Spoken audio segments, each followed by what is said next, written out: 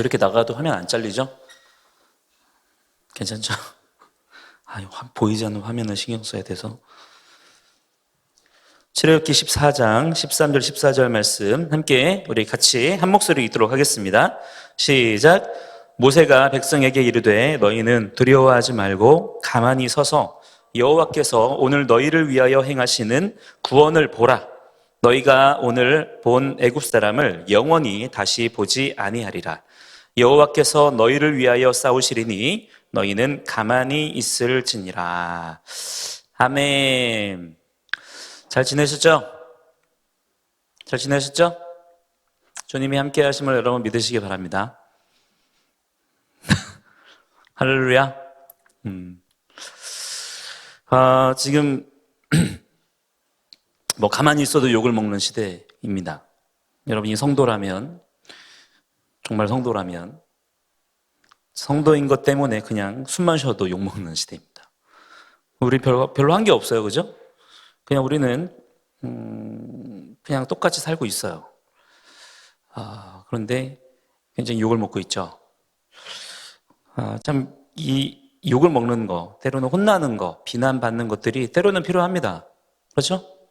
예, 우리가 혼나고 좋은 소리만 들어서 될 게 아니에요. 때로는 우리가 혼도 나야 되고 또 어떤 비판을 받아야 됩니다. 그래야 우리의 잘못된 것을 고치고 또 우리가 성장할 수 있기 때문에 그런 것들이 필요하죠. 근데 그런 어떤 비난과 비판이 억울한 일이면 안 돼요. 그러니까 근거 없는 공정하지 못한 비난과 비판은 우리에게 별로 유익하지가 못합니다. 오히려 우리에게 굉장히 큰 어려움이 되는 거죠. 지금 교회를 향한, 기독교를 향한 그 비판도 아니에요. 그냥 비난인 것 같아요. 비난의 목소리 중에 물론 이해가 되는 것도 있어요. 아주 이해가 안 되는 건 아니지만 한번 냉정하게 한번 객관적으로 살펴보세요. 굉장히 공정하지 못하고 왜 흔히 쓰는 표현 중에 마녀사냥이라는 표현이 있죠. 매도급으로 넘겨지는 그러한 것들을 우리가 지금 보고 있습니다. 자, 이럴 때 여러분 정신 바짝 차리셔야 됩니다. 우리가 이러한 시즌에 우리가 우리의 신앙 고백을 분명히 해야 돼요. 저는 제 아이들과 함께 매일마다 신앙 고백을 하는 말씀이, 물론 기본적으로 우리가 교회에서 하는 신앙 고백 중에 사도신경이 있죠. 사도신경 저도 물론 합니다만 사도신경보다 더 저와 아이들이 앞서서 하는 신앙 고백은 뭐냐면 쉐마 이스라엘 신앙이에요. 신명기 6장 4절로 9절 말씀, 이스라엘아 들으라. 우리 하나님 여호와는 오직 유일한 여호와이시니 너는 마음을 다하고 뜻을 다하고 힘을 다하여 내 하나님 여호와를 사랑하라. 오늘 내가 네게 명하는 이 말씀을 너는 마음에 새기고 내 자녀에게 부지런히 가르치며 집에 앉았을 때에든지 일어날 때에든지 누워있을 때든지 길을 갈 때에든지 이 말씀을 강론할 것이며 너는 또 그것을 내 손목에 매어 기호를 삼으며 내 미간에 붙여 표로 삼고 내 집 문설주와 바깥문에 기록할지니라. 아멘. 자, 이 말씀을 그냥 신앙 고백이에요. 우리의 신앙이 바로 이것입니다. 우리가 바로 이러한 믿음으로 나아갑니다. 라는 고백을 아이들과 매일마다 하는 거죠. 자, 이 말씀 중에서 중요한 건 뭐냐면 주 너의 하나님을 사랑하라 라고 말씀하시면서 그 사랑이 그냥 막연한 우리의 감정으로만 흘러가지 않게 하시기 위해서 정확한 방법을 가르쳐 주십니다. 어떻게 하는 거냐? 마음을 다할 것, 뜻을 다할 것, 힘을 다할 것. 자, 이게 주님을 사랑하는 방법이에요. 자, 따라해 볼까요? 마음을 다할 것, 뜻을 다할 것, 힘을 다할 것. 전심전력. 전 존재를 다해서.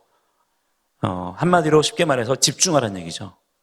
신앙생활은 여러분 집중하는 것입니다. 하나님께 집중하는 거예요. 하나님께 집중이라는 건 뭐냐면 시선을 모으는 거죠. 그게 신앙생활이에요. 신앙생활은 내 인생을 살면서 필요한 부분을 초월적인 존재에게 도와달라고 의탁하는 게 아니라 신앙생활은 내가 믿는 그분은 나의 창조자시죠.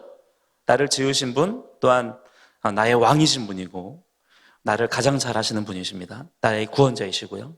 그분께 집중하는 것입니다. 나의 모든 삶의 의미를 그분에게서 찾는 거예요. 그게 신앙생활입니다. 자, 이게 기준이에요.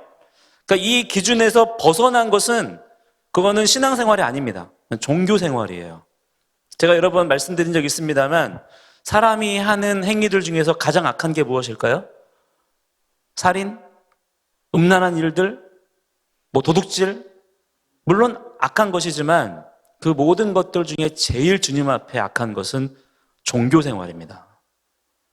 여러분의 신앙생활이 종교생활이 되지 않도록 조심하세요. 껍데기만 있는, 이것을 왜 하는지도 모른 채 그냥 그렇게 하는 것.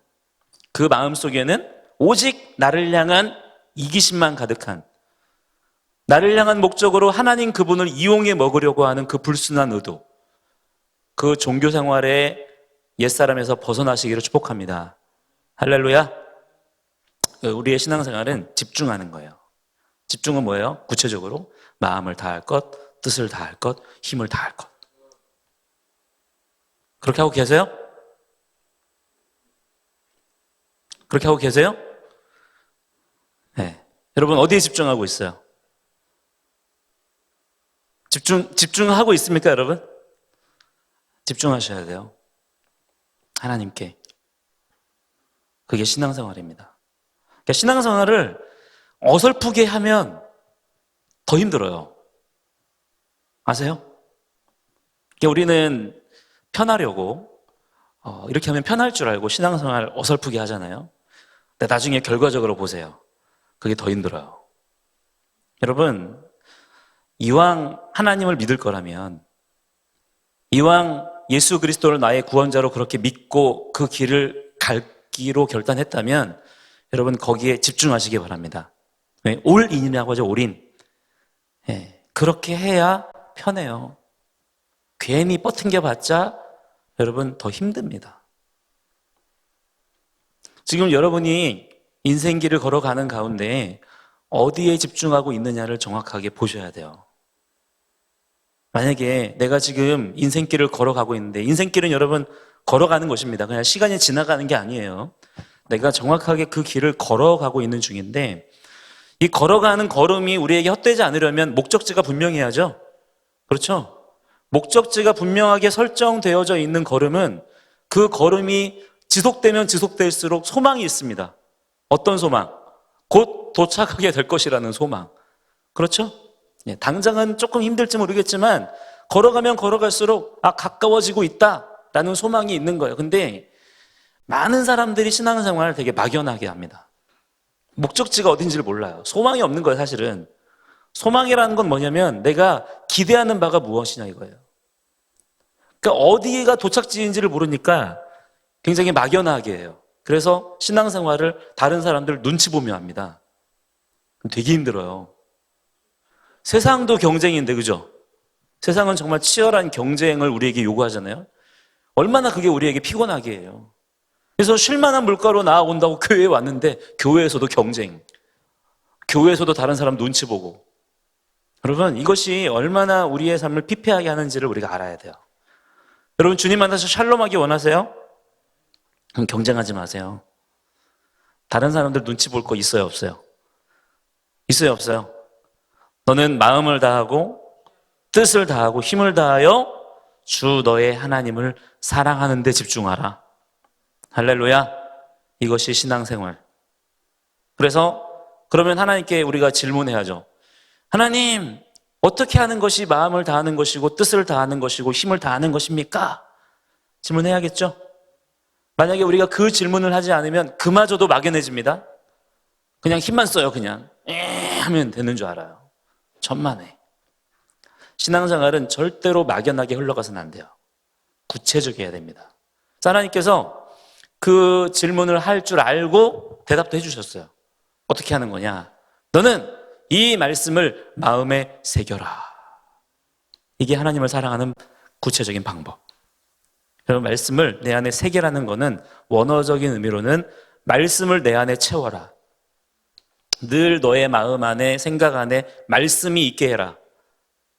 구체적으로 여러분, 살면서 생각나는 말씀이 있어야 돼요.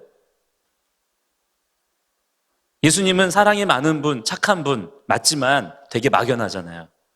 뭐가 사랑이고 뭐가 착한 거고 뭐가 의로운 거예요? 말씀은 여러분 정확한 진리입니다. 진리는 모호하지 않아요. 명확해요. 여러분 머릿속에 마음판에 새겨진 말씀의 언어가 있어야 돼요. 그래야 신앙생활을 시작이라도 할 수 있어요. 근데 막연한 좋은 감정만 있어. 교회 좋아. 예수님 좋아. 감정만 있고 실제로 그 마음속에 머릿속에 나를 이끌어가는 말씀 한 구절이 없네? 그 사람은 신앙생활을 하고 싶어도 못해요. 왜? 여러분 불을 떼고 싶어도 장작이 없으면 불 뗍니까? 네, 안 되잖아요. 안 되죠. 그죠? 네. 여러분 마음속에 연료를 집어넣어야죠. 연료. 말씀이 없으면 신앙생활 여러분 하고 싶어도 못해요. 하고 싶었던 그 마음마저도 곧 사그라집니다. 여러분 말씀을 마음속에 채우라, 새겨라. 여러분 이 말씀에 순종하십시오. 예, 순종하셔야 돼요. 여러분 여러분의 삶을 통해 능력이 드러나길 원하세요? 여러분 사랑하며 살기 원하십니까? 공의와 정의를 베풀기 원하세요? 예? 또 여러분 용서하며 또 평화를 전하며 여러분 그렇게 살기 원하십니까? 뭐 쉽게 여러분 복음을 전하는 사명을 감당하기 원하세요? 그럼 여러분 그거를 하려고 하기보다 먼저는 내 안을 채워야죠. 아니, 뭔가 들어있는 게 있어야 뭘 주든지 말든지 할 거 아니에요. 채우세요. 채우는 거는 이기적인 게 아니에요. 채운 자만이 흘러보낼 수 있습니다. 채워지지 못한 사람은요 괜히 시끄럽게만 해요. 뻥만 쳐요. 다른 사람들 속이기만 해요. 여러분 다른 사람을 기만하는 가짜 사랑이 아니라 다른 사람들에게 진짜를 채워줄 수 있는 여러분 진정한 사랑의 사람들이 되기를 축복합니다. 그러기 위해서는 채워야 돼요. 또 너는 이 말씀을 부지런히 가르쳐라. 가장 먼저는 우리의 자녀들을 말씀하고 있어요. 근데 이 구약 성경의 자녀라는 개념이 이제 신약 성경으로 넘어와서는 제자들이라는 표현으로 확장됩니다. 확장이에요. 사실은 그래서 여러분이 진정한 제자를 낳아보기를 원하신다면 결혼해서 여러분이 자녀를 낳아봐야 돼요. 자녀를 길러봐야 돼요. 제자는 선생님과 학생이 아니에요. 여러분 선생님과 학생 그리고 스승과 제자의 차이점을 아세요? 선생님과 학생의 관계에서는 지식을 배우는 게 목적이에요. 그렇죠? 그 학생은 선생님에게 지식을 배우는 것이 목적입니다. 선생님도 학생에게 어떤 지식을 가르치는 게 목적이죠. 근데 스승과 제자의 관계에서는 그 삶이 목적이에요. 스승을 닮고 싶은 거예요. 그게 제자예요. 여러분이 이제 곧 얼마 지나지 않아 결혼을 하게 될 것이고 가정을 꾸리게 될 것이고 또 아이를 낳게 될 것이고 그렇죠?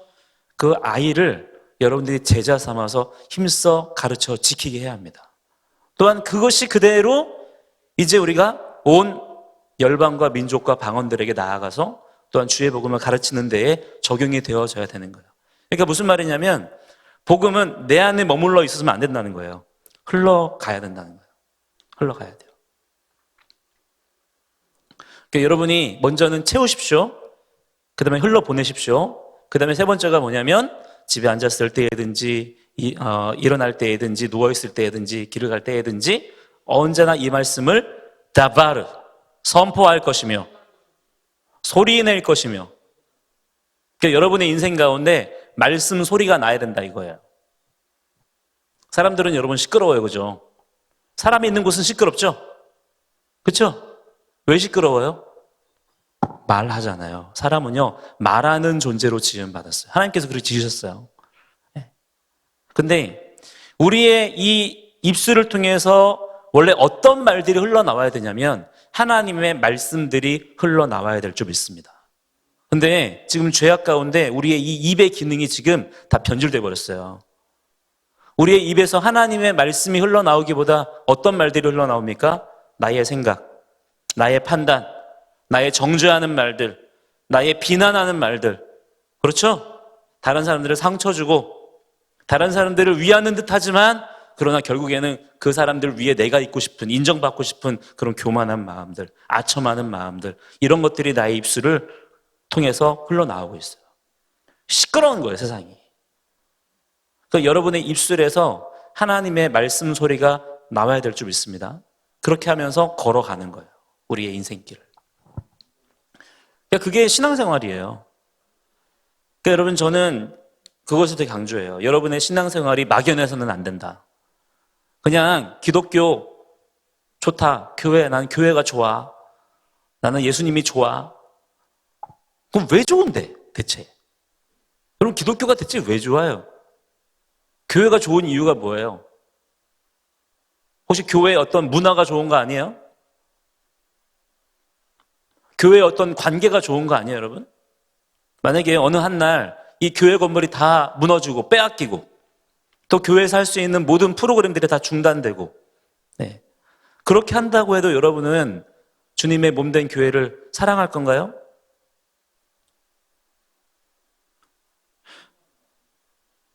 천만의 말씀이라고요? 대답이 좀 안 맞는 것 같은데? 오케이. 근데 그건 좀 안 맞다고. 네. 여러분, 여러분의 그 신앙 고백이 막연하지 않기를 바랍니다. 그러니까 내가 예수를 믿잖아요, 그죠? 그러면 적어도 예수를 믿는다는 게 뭔지를 정확하게 알아야 되잖아요. 또 내가 예수를 왜 믿는지도 알아야 되잖아요. 그렇죠? 또 얘가 예수를 믿을 때 여러분 뭔가 기대하는 게 있을 거 아니에요. 예수님을 믿을 때 여러분 기대하는 게 있으셔야 됩니다. 정확하게 소망이 있어야 돼요. 근거 없는 믿음은 여러분 진짜 믿음이 아니에요. 그건 가짜예요. 네. 그건 얼마 못 갑니다. 진짜 소망에 근거한 믿음이 와야 돼요. 내가 예수를 왜 믿는가? 여러분, 누가 물어보면 정확하게 말할 것들이 있으십니까? 물론 나름대로 대답할 게 있겠지만 여러분, 그것보다 더 분명한 대답이 준비되어져 있어야 돼요. 자, 특별히 오늘 우리가 함께 읽은 이 두 절의 말씀을 통해서 우리가 세 가지를 좀 여러분과 함께 나누기를 원하는데 간단하게만 나눌게요. 특별히 우리가 지금 이 시대 속에, 이 힘들고 어려운 시대 상황 속에서 어떻게 하는 것이 진정으로 하나님을 믿는 자의 삶이냐. 우리가 하나님 믿는 사람들이잖아요, 그죠? 하나님의 백성으로 우리가 살아가는데 그렇다면 우리가 어떠한 삶의 모습이 우리에게 있어야 되겠는가? 하나님께서 우리에게 무엇을 요구하시는가? 물론 우리가 이것을 이 두 절의 말씀 속에서 대답 전부를 찾을 수는 없겠지만 이 두 절의 말씀 속에서도 우리가 분명한 주님의 가르침을 우리가 배울 수가 있습니다. 첫 번째는 뭐냐면 13절 말씀에 보니까 모세가 백성에게 이르되 무엇을 요구합니까? 너희는 뭐 하지 말아라? 두려워하지 말 것. 이것을 주님께서 모세를 통하여 주의 백성들에게 요구하고 계세요. 명령하시는 거죠. 여러분, 예수 믿습니까? 여러분, 하나님 나라의 자녀입니까? 그렇다면 두려워하지 마세요. 이거는 여러분을 위로하는 말도 아니고 여러분의 어떤 신앙생활의 권장사항도 아니라 하나님의 준엄하신 명령입니다. 이건 여러분들이 그렇게 지켜야 될 거예요. 두려워하면 안 돼요. 자, 두려움이라고 하는 것은 반드시 원망과 불평의 열매를 낳게 되어 있습니다. 왜? 두려움의 원인이 뭔지 아세요, 여러분? 그 대상이 무서워서가 아니에요. 네. 우리가 진정으로 하나님의 살아계심을 믿는 사람들이라고 한다면 그 어떤 것도 우리에게 무서운 존재는 없습니다. 왜? 하나님이 살아계시기 때문에. 할렐루야? 자, 우리가 무언가에 대해서 두려움을 느낀다면 그것은 무엇이냐면 그 대상을 하나님보다 더 두려워한다는 얘기예요. 즉, 하나님 못 믿겠다 이 말이에요. 하나님 믿을 만하지 않다 이 말이에요. 저게 너무 무서운 거예요. 하나님이 보이지 않아요. 저게 가려져서. 두려움의 근본적인 원인은 하나님을 신뢰하지 않음이에요. 따라서 우리가 정말 주님을 믿는다면 우리가 마음을 지키는 가운데 두려워하지 말아야 돼요. 두려움이 느껴질 때 그 두려움과 맞서 싸우세요. 그게 신앙생활입니다. 그게 성도의 본분이에요. 두렵다고 해서 두려워 하나님 도와주세요, 지켜주세요 우리가 해야 되지만 여러분, 그 두려움에 우리가 쫓겨다닐 것이 아니라 두려움과 싸워야 합니다. 우리가 두려움을 느낄 수는 있어요. 우리가 연약한 존재이기 때문에. 맞죠? 두려울 수 있어요. 근데 그 두려움을 당연한 것으로 받으면 안 돼요. 두려움이 느껴질 때 우리는 영적으로 딱 깨우쳐야 됩니다. 아, 지금 내가 하나님에 대한 믿음에 지금 내가 뭔가 문제가 생겼구나. 내가 지금 하나님을 신뢰하지 않는구나. 지금 나와 하나님과의 관계에 문제가 생겼다. 하나님 바라보자. 이렇게 반응을 해야 돼요. 그래서 그 두려움을 이기는 자가 되어야 합니다. 할렐루야. 오늘 말씀해 보니까 두려워하지 않게 해줄 게가 아니에요. 그렇죠? 너희들 이 두려움은 너희들이 어찌할 수 없기 때문에 너희들 이 두려운 존재들 내가 없애줄 게가 아니에요. 하나님께서 명령하시는 바가 무엇입니까? 두려워하지 말라는 거예요. 자, 이건 누가 해야 되는 거예요? 하나님이 하시는 일이에요? 네가 해야 되는 일이에요? 내가 해야 될 일이에요. 그렇죠, 여러분? 두려워하지 말라는 것은 나보고 그렇게 하란 얘기예요. 이건 너의 문제란 얘기예요. 내가 두려운 그 대상이 문제가 아니란 얘기예요. 네가 그렇게 생각하고 있는 그것이 지금 두려움이라는 감정을 만들어낸 거란 얘기예요. 여러분, 두려우십니까? 그 두려움을 이기는 자가 되시길 축복합니다. 여러분의 마음을 항상 살피셔야 돼요. 내 마음은 주 안에서 샬롬한가? 평안한가? 항상 기뻐하라. 쉬지 말고 기도하라. 범사에 감사하라. 이것이 너희를 향하신 하나님의 뜻이니라 말씀하셨는데 내가 정말 그러한가? 아무것도 염려하지 말고 오직 모든 일에 기도와 간구로 너희 구할 것을 감사함으로 하나님께 아뢰라 말씀하셨는데 내가 정말 그렇게 하고 있나? 살펴보셔야 돼요. 여러분이 주님 안에서 마땅히 당연히 샬롬 하셔야 될 줄 믿습니다. 특히 지금의 이 코로나 사태를 통해서 우리가 교회가 비난을 받고 이런 상황들만 우리에게 두려운 게 아니에요. 지금 여러분에게 어쩌면 제일 큰 두려움은 미래에 대한 걱정이죠. 앞으로 내가 뭐 해먹고 살아야 되나. 청년들에게는 그게 다 공통적으로 제일 두려운 일이죠. 여러분, 그런데 여러분이 걱정하고 두려워하는 그 내용들 있잖아요. 그 내용들 한번 깊이 한번 파고 들어가 보세요. 그 출발점이 어디인지. 하나님을 신뢰하지 않음이에요. 하나님 못 믿겠다 이 말이에요. 하나님, 내가 정말 하나님만 바라보고 하나님 말씀대로 순종하며 걸어가면 정말 저 책임지실 거예요? 우리의 믿음은 책임지신다라는 게 우리의 믿음이죠, 원래? 그죠? 근데 책임 안 지실 것 같은 거야. 그러니까 자꾸 마음속에 걱정, 염려, 근심, 두려움이 나오는 거예요. 그럼 두려워하지 않는 자는 어떻게 할까요? 그냥 하나님만 믿는 믿음으로 그냥 멍 때리고 살까요? 여러분, 두려워하지 않을 때 우리가 모든 상황 속에 주님의 인도하심을 정확하게 분별 있게 받을 수가 있는 거예요. 두려움은 우리의 눈을 가려버려요. 내가 그 상황에 뭐를 해야 될지를 판단하지 못하게 해요. 여러분, 깨어있기를 축복합니다. 자, 두 번째는 뭐라고 말씀하시냐면 가만히 서서 여호와께서 오늘 너희를 위하여 행하시는 구원을 어떻게 해라? 어떻게 해라? 보라라고 말씀하시죠. 자, 따라합니다. 보라. 보라. 신앙생활은 보는 거예요. 막연하게 추측하는 게 아니에요. 여러분, 보면서 신앙생활 하세요. 네. 신앙생활은 따라가는 거라고 했죠. 네. 막연하게 이 길로 가면 될 것 같은데, 저기로 가면 될 것 같은데, 이거는 추정이고 추측이거든요. 넘겨짚는 신앙. 이거는 진화론과 인본주의 사상에서 비롯된 거예요. 이건 하나님의 뜻이 아닙니다. 하나님은 보라는 거예요. 왜? 하나님은 살아계시니까. 하나님은 상상의 존재가 아니에요. 아까 우리가 고백했죠? 내 주님 살아계시기에. 아멘이십니까? 여러분, 그걸 정말 믿으세요? 믿는다면 살아계신 하나님 그분을 내가 봐야 돼요. 하나님은 우리가 보기를 원하십니다. 또한 하나님은 우리가 모르기를 원하지 않으세요.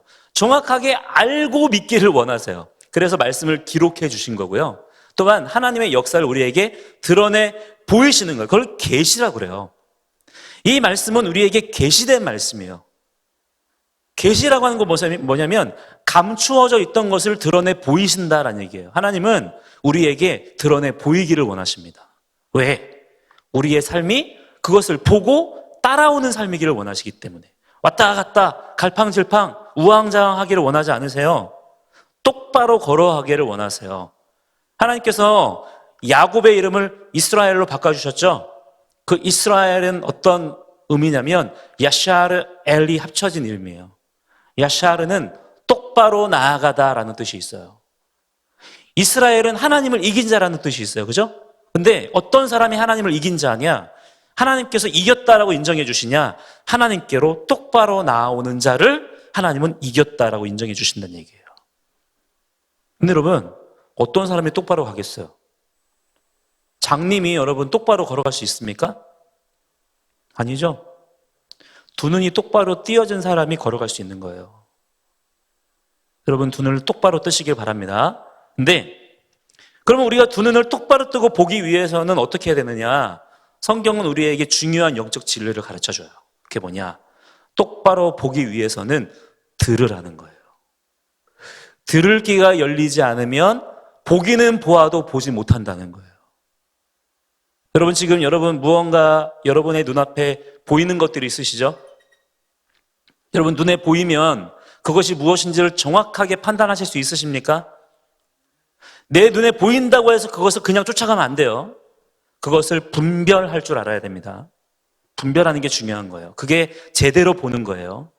제대로 보는 것, 분별할 줄 아는 자가 되기 위해서는 듣는 훈련이 이루어져야 돼요. 그래서 가장 먼저는 하나님 말씀을 듣는 훈련을 우리가 부지런히 해야 될 줄 믿습니다. 네. 하나님 말씀을 부지런히 듣는 훈련을 하면서 들을 귀가 띄어야 돼요. 여러분의 귀에 들리는 말씀들이 있어야 돼요. 오늘도 주의 음성을 들으며 걸어가시는 자가 되어야 됩니다. 그 쉐마, 그 듣는 귀가 열리는 것이 진정으로 보는 눈을, 영안을 열어주는 능력이 된다라고 하는 거예요. 따라서 여러분, 여러분의 신앙생활이 절대로 막연하게 흘러가면 돼요, 안 돼요? 돼요, 안 돼요? 안 돼요. 추정하지 마세요. 하나님은 이런 거 좋아하실걸? 하나님은 이런 거 싫어하실걸? 이렇게 하면 될걸? 저렇게 하면 안 될걸? 추정이에요. 그거는 굉장히 위험한 도박과도 같아요. 사실은 하나님 안 믿는 거나 똑같아요. 하나님을 살아계신 분을 인정하지 않는 거예요. 하나님의 살아계심을 믿으십니까? 그렇다면 그분께 물어보세요. 그리고 그분의 음성을 들으세요. 그리고 그분의 손가락이 가리키는 그곳을 바라보고 걸어가세요. 아주 심플한 거예요, 신앙생활은. 근데 이걸 모르니까, 이 영적인 원리를 모르니까 그냥 막연하게 교회 다니면 이렇게 해야 되는 건가 봐, 신앙생활에 이런 건가 봐 추측하듯이 걸어가니까 힘든 거예요. 시험에 들고 끝까지 견디는 자가 없는 거예요. 여러분 끝까지 견디는 자가 되시기를 바랍니다. 우리의 신앙이 그러해야 된다. 마지막으로 세 번째 뭐를 보고 싶냐면 14절에 보니까, 자 14절 말씀 한번 같이 전체 읽어보시죠. 시작. 여호와께서 너희를 위하여 싸우시리니 너희는 가만히 있을지니라. 가만히 있을지니라. 여러분 신앙생활 똑바로 하고 싶으세요? 그럼 제발 가만히 좀 계세요. 뭐 어떻게 하라는 얘기예요? 하나님하고 뭐 어릅된 놀이 하자는 얘기예요? 뭐가 가만히 있으라는 얘기예요 대체? 쉽게 말하면 나대지 말라 이 말이기도 하고, 더 정확하게는 앞서가지 말라는 얘기예요. 포지션을 지키라는 얘기예요. 여러분 신앙생활은 포지션을 지키는 거예요. 여러분의 영적 포지션을 알아야 돼요. 우리가 예수 믿고 나서 알게 된 진리가 무엇입니까? 아, 내 삶은 나의 것이 아니구나. 그동안에는 여러분 내 삶은 내 건 줄 알고 살아왔죠? 내가 내 인생의 주인인 줄 알았잖아요. 그렇죠? 근데 예수 믿고 나서 뭐가 달라졌어요? 내 삶은 내 거가 아니구나. 내가 그리스도와 함께 십자가에 못 박혔나니 그런즉 이제는 내가 사는 것이 아니요, 오직 내 안에 그리스도께서 사시는 거구나. 그리스도라고 하는 말은 크리스토스, 주, 로드, 왕 이런 뜻이에요. 내 안에 왕이 계시구나. 와, 그래서 내가 이제 사는 것은 내가 사는 것이 아니라 나를 사랑하사 나를 위하여 자기 자신을 버리신 하나님의 아들을 믿는 그 믿음 안에서 사는 거구나. 이게 여러분 우리의 신앙생활의 출발이잖아요. 맞죠? 여러분들 그렇게 알고 계시죠? 모르신 거 아니죠? 예. 자기 부인이 되는 거예요, 자기 부인. 아, 내 삶은 나의 것이 아니구나. 나의 만족과 나의 유익을 위하여 사는 것이 아니라 난 하나님의 영광을 위하여 살아야 되는 거구나. 그래서 뭐라고 말씀해요? 무엇을 먹든지 무엇을 마시든지 오직 주의 영광을 위하여 하라. 할렐루야. 또한 뭐라고 말씀하십니까? 누구를 만나든 대하든지 주께 하듯 하라. 주님이 우리의 삶의 기준이에요. 그게 신앙생활로 거듭난 인생이에요. 자, 여러분, 그렇기 때문에 우리가 주님 앞에서 가만히 있을 줄 알아야 돼요. 우리의 삶의 가장 중요한 지혜는 뭐냐면 주님을 따라가는 자가 돼야 된다는 거예요. 내가 내 삶의 주인인 것처럼 여전히 착각하시는 분들이 간혹 있더라고. 그래서 모든 판단과 결정을 내가 해. 내가 하고 먼저 하고 나서 하나님 보고 도와달래. 하나님께서 은혜와 긍휼이 넘치시는 인자와 자비가 영원하신 하나님이시기에 때로는 어린아이처럼 아유 이놈아 하고 그렇게 보도마 주실 때가 있어요. 간혹 가다가. 그런데 여러분 하나님이 우리에게 원하시는 건 그게 아니에요. 하나님을 하나님으로 인정해 드리세요. 하나님을 좀 하나님 되게 높여 드리세요. 여러분 삶 가운데 여러분이 다 결정해 놓고 하나님 보고 따라오라네. 이건 여러분 잘못된 거예요. 이 포지션은 틀린 거예요. 우리의 포지션은 어디입니까? 항상 주님 뒤에요. 주님이 결정하시고 주님이 우리에게 명령하십니다. 그럼 우리는 쉐마하고 그 길로 가는 거예요. 이게 능숙하게 되어져야 돼요. 훈련을 통해서. 그게 착착착착 돌아가야 되는 거예요. 근데 자꾸 우리가 헷갈려요. 하나님의 손가락을 바라보지 않아요. 하나님의 음성을 기다리지 않아요. 내가 먼저 선택하고 내가 먼저 결정하고 하나님은 좋으신 분이니까 나 도와줘야 돼. 하나님이 안 도와주시면 원망하고 불평하고. 이 흐름을 여러분 깨뜨리시기 바랍니다. 하나님께서 우리에게 분명히 명령하시며 말씀하시기를 너희는 가만히 있어. 너희는 가만히 있어라. 내가 싸울 거야. 너희는 제발 좀 가만히 좀 있어. 너희들이 할 일은 뭐예요? 우리가 해야 될 일은 보는 거예요. 하나님의 구원의 역사를 보고 와 하나님이 하시네. 와 하나님이 일하시네. 거기에 우리가 반응할 뿐이에요. 그게 전부예요. 여러분이 영적인 원리를 잘 따라가시는 주님의 종들이 되시기를 축복합니다. 할렐루야. 지금 사단이 이 믿음을 방해하고 있는 거예요. 야, 너 그렇게 가만히 있다가 어떡하려고 그래? 지금 세상이 얼마나 빨리 변하는데 너 그러다가 인생 망한다. 너 그러다가 10년 훅 간다. 이렇게 우리의 마음속에 막 조급함을 막 불어넣어요. 자꾸 서둘러서 뭔가를 결정을 선택하는 거를 막 부추겨요. 여러분, 우리의 삶의 포인트는 무언가를 빨리 선택하고 빨리 결정하는 게 아니에요. 우리가 해야 될 일은 빨리가 아니라 제대로, 바르게, 온전한 순종으로 나아가는 자가 되어야 될 줄 믿습니다. 주님께 순종하는 것이 우리의 삶의 목적이어야지 내가 선택하고 결정하고 내 인생을 세우고 하나님 보고 도와달라고 하고 이런 흐름을 이제 우리는 따르지 말아야 되는 거예요. 여러분, 그래서 이제 우리는 하나님의 구원의 역사를 보는 자들이 되어야 될 줄 믿습니다.